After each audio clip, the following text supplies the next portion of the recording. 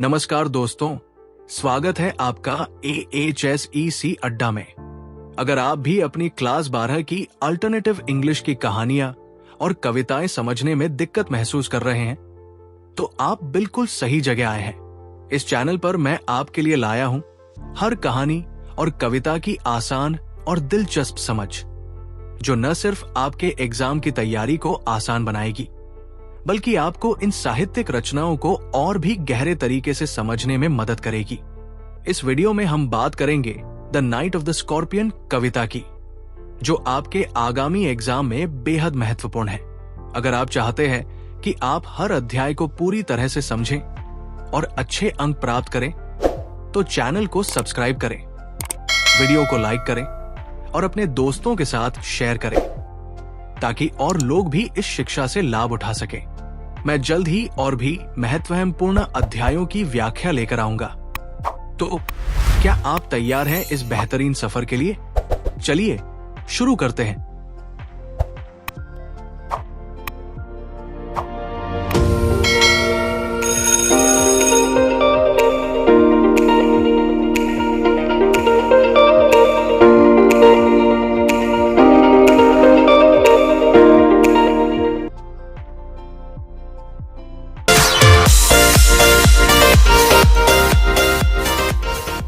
आज के वीडियो में हम निस्सिम एजेकियल की कविता the night of the scorpion को विस्तार से समझेंगे। सबसे पहले हम कविता के लाइन बाय लाइन एक्सप्लेनेशन करेंगे, जहां हम कविता के हार्ड वर्ड को भी समझेंगे और उन पंक्तियों का गहरा अर्थ निकालने की कोशिश करेंगे। इसके बाद पूरे कविता का सारांश देंगे, ताकि आप इसे संक्षेप में समझ सकें और एग्जाम में अच्छे मार्क्स स्कोर कर सकें। तो चलिए शुरू करते हैं। The Night of the Scorpion by Nissim Ezekiel. I remember the night my mother was stung by a scorpion. 10 hours of steady rain had driven him to crawl beneath a sack of rice, parting with his poison flash of diabolic tale in the dark room. He risked the rain again. The peasants came like swarms of flies and buzzed the name of God 100. Time to paralyze the evil one. I remember the night my mother was stung by a scorpion. यहाँ कवि अपने बचपन की एक दर्दनाक घटना को याद कर रहे हैं, जब उनकी मां को बिच्छू ने डंक मारा था। यह घटना उनके जीवन का एक अभिन्न हिस्सा बन गई है, जिसे वो हमेशा याद करेंगे। 10 hours of steady rain had driven him to crawl beneath a sack of rice.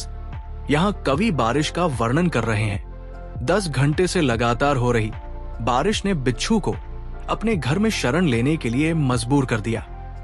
वो चावल के बोरे के नीचे रेंगते हुए चला गया। ये विवरण प्राकृतिक आपदा और बिच्छू की घुसपैठ को दर्शाता है। Parting with his poison flash of diabolic tail in the dark room. यहाँ कवि बिच्छू के डंक मारने को बहुत भयंकर तरीके से चित्रित कर रहे हैं। बिच्छू की पूंछ को शैतानी कहा गया है, क्योंकि वो बुरे और नकारात्मक प्रभाव का प्रतीक है।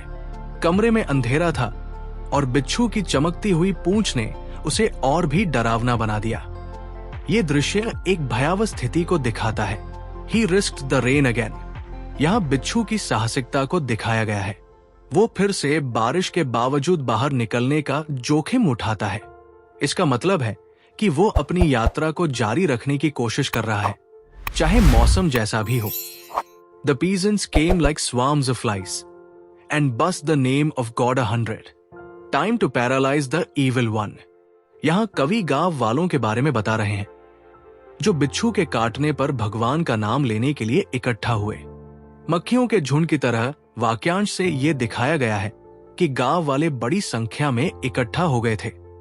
जैसे मक्खियां एक जगह पर इकट्ठी होती है, वे भगवान का नाम लगातार लेकर बिच्छू को शांत करने या उसे नष्ट करने की कोशिश कर रहे थे। ये उनके अंधविश्वास और धार्मिक विश्वास को दर्शाता है, जहां वे हर मुसीबत का हल भगवान के नाम में मानते हैं। Meaning of hard words: stung, to be bitten और pricked by something sharp like a scorpion sting. Scorpion, a small creature with a curved, poisonous tail, often associated with danger. Steady, consistent, continuous without stopping, diabolic, evil or related to the devil, risked to put oneself in danger or face a threat, peasants, poor farmers or village people, swarms, a large group or crowd, especially of insects, buzzed, made a humming or buzzing sound like the sound of flies, paralyze, to stop movement or function, often used in the sense of making someone or something immobile.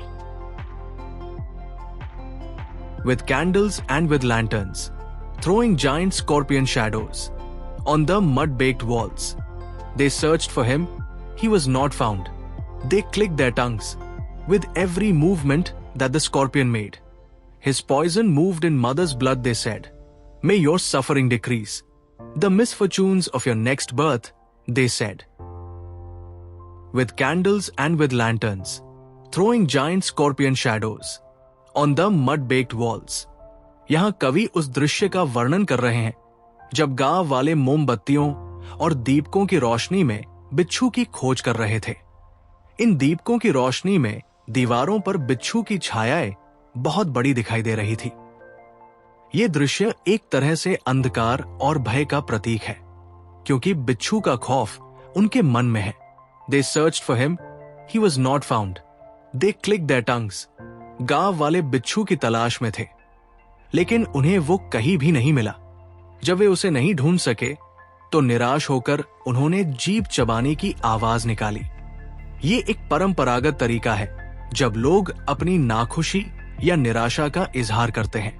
With every movement that the scorpion made, his poison moved in mother's blood, they said. यहाँ गांव वाले माँ के शरीर में बिच्छू के जहर के फैलने के बारे में बात कर रहे थे। वे ये मानते थे कि जब बिच्छू हिलता है, तब उसके जहर का असर माँ के शरीर में बढ़ता है। ये अंधविश्वास को दर्शाता है, जिसमें लोग हर घटना को किसी विशेष कारण से जोड़ देते हैं। May your suffering decrease. The misfortunes of your next birth, they said. यहाँ गांव वाले अपनी परंपरागत मान्यताओं के अनुसार कह रहे हैं कि अगर माँ इस पीड़ा को सहन करती है, तो उनके अगले जन्म में होने वाले दुख कम हो जाएंगे। ये विचार हिंदू धर्म की पुनर्जन्म और कर्म के सिद्धांतों से जुड़ा हुआ है। Lanterns, portable lights, often used in the past, which require oil to burn, mud-baked, walls that are made of mud and dried in the sun, click their tongues, a sound made by quickly moving the tongue in the mouth, often to express disapproval or disappointment. May the sum of evil, balanced in this unreal world against the sum of good, become diminished by your pain.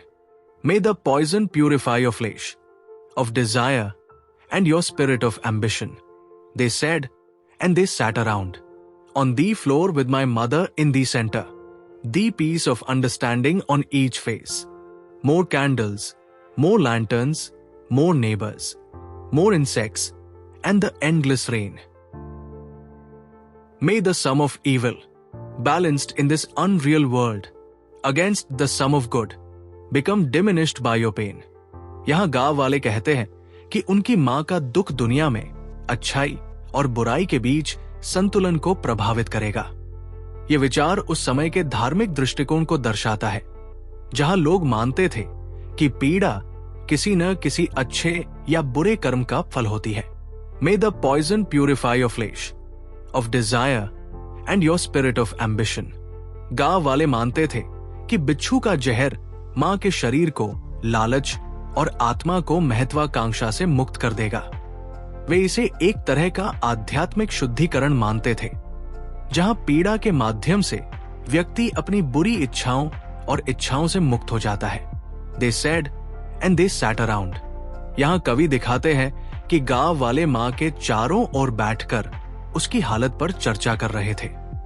ये एक पारंपरिक तरीका था जहां लोग सामूहिक रूप से किसी संकट का समाधान निकालने के लिए इकट्ठा होते थे। On the floor with my mother in the center, the piece of understanding on each face. यहाँ कवि अपने माँ के चारों ओर बैठे लोगों की स्थिति का वर्णन कर रहे हैं। माँ को फर्श पर बिछी चटाई पर लेटाया गया था और गांव वाले उसे घेरे हुए थे। उन सबके चेहरों पर शांति और सहयोग की भावना दिखाई दे रही थी, जैसे वे सब मिलकर उसकी मदद करने की कोशिश कर रहे थे। ये शांति और समझ एक सामूहिक समर्थन और करुणा का प्रतीक है। More candles, more lanterns, more neighbours, more insects and the endless rain. यहां कवि वर्णन कर रहे हैं कि जिस वातावरण में ये सब हो रहा था, वहां अधिक मोमबत्तियां और दीपक जलाए गए थे ताकि अंधेरे को हटाया जा सके, और अधिक पड़ोसी जमा हुए थे। इसके साथ ही बारिश और कीटों की बढ़ती संख्या इस स्थिति को और जटिल बना रही थी। ये दृश्य कवि की मां की तकलीफ और असहाय स्थिति को और भी गहराई से दिखाता है, जहां चारों ओर असहजता और कठिनाई थी। Flesh, the soft part of the body, specially muscles and skin, purify to cleanse और make something pure. Desire, a strong feeling of wanting something. Ambition, a strong wish or goal to achieve something in life. My mother twisted through and through, groaning on a mat. My father, skeptic, rationalist, trying every curse and blessing, powder, mixture, herb and hybrid. He even poured a little paraffin upon the bitten toe and put a match to it. I watched the flame feeding on my mother.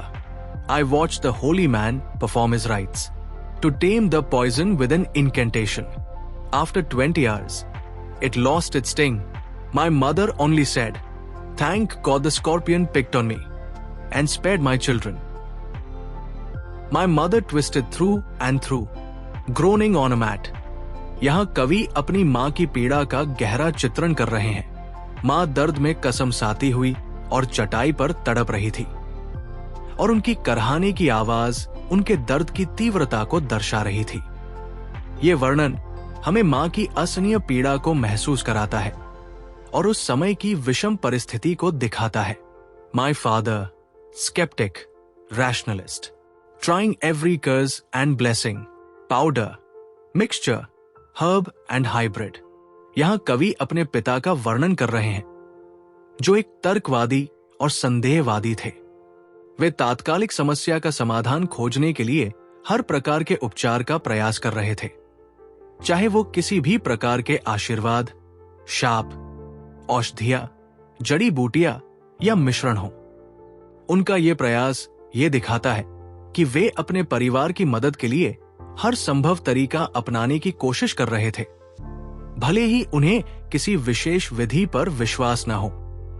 He even poured a little paraffin upon the bitten toe and put a match to it. यहाँ कवि अपने पिता के द्वारा किए गए एक और उपाय का वर्णन कर रहे हैं। उनके पिता ने मां के बिच्छू के काटे हुए अंगूठे पर पैराफिन, एक प्रकार का तेल, डाला और उसमें आग लगा दी। ये एक पारंपरिक उपाय था जिसे दर्द को कम करने के लिए किया गया था, लेकिन इस उपाय का वैज्ञानिक आधार नहीं था और यह स्थिति को और भी खतरनाक बना सकता था। इससे यह भी दिखाया जाता है कि पिता अपनी मां की पीड़ा को कम करने के लिए हर प्रयास कर रहे थे, भले ही वो तरीका वैज्ञानिक दृष्टिकोण से सही न हो। आई watch the flame feeding on my mother. यहाँ कवि अपने पिता द्वारा किए गए उपचार का वर्णन कर रहे हैं, जहां पैराफिन पर माचिस की तिल्ली से आग लगाई गई थी। कवि बताते हैं कि वे देख रहे थे कि आग मां के शरीर पर बढ़ रही थी, जैसे वह उनकी पीड़ा को और बढ़ा रही हो। यहाँ कवि आग को एक रूपक, मेटाफोर के रूप में उपयोग कर रहे हैं, जिससे मां की कठिन स्थिति और उसकी पीड़ा को व्यक्त किया गया है। I watch the holy man perform his rites to tame the poison with an incantation. यहाँ कवि पवित्र व्यक्ति, धार्मिक विद्वान का वर्णन कर रहे हैं, जो मंत्रों और धार्मिक कर्मकांडों द्वारा जहर को शांत करने की कोशिश कर रहा था। यह दृश्य दर्शाता है कि लोग पारंपरिक तरीके से अपनी समस्याओं का समाधान ढूंढते हैं और ये विश्वास करते हैं कि मंत्रों से जहर को काबू किया जा सकता है। कवि के शब्दों में ये एक प्रकार की आस्थाओं और धार्मिक परंपराओं का चित्रण है। After 20 hours, it lost its sting। यहाँ कवि बताते हैं कि 20 घंटे बाद मां के शरीर पर बिच्छू का जहर धीरे धीरे असर करना बंद कर देता है। ये उस पीड़ा का अंत था जिससे मां जूझ रही थी। 20 घंटे की लंबी अवधि में दवाइयां, उपचार और प्रार्थनाएं मिलकर प्रभावी हुई और जहर का असर समाप्त हो गया। ये उस कठिन समय के अंत का प्रतीक है। My mother only said, thank God the scorpion picked on me and spared my children. यहां कवि अपनी मां की आत्म स्वयं का बलिदान का वर्णन कर रहे हैं। मां इतनी दर्द में होने के बावजूद उसने भगवान का धन्यवाद किया और कहा कि अगर बिच्छू ने उसे ही डंसा और बच्चों को बचा लिया तो ये उसके लिए एक आशीर्वाद था। ये मां की निस्वार्थ मातृत्व भावना को दर्शाता है, जहां वो अपनी पीड़ा को सहन करने के बावजूद अपने बच्चों के लिए चिंतित नहीं है। ये दिखाता है कि मां के लिए बच्चों की सुरक्षा हमेशा उसकी खुद की पीड़ा से ऊपर होती है। Sceptic, a person who doubts or questions things, especially religious or superstitious beliefs. Rationalist, a person who believes in reason and logic over religious or supernatural explanations.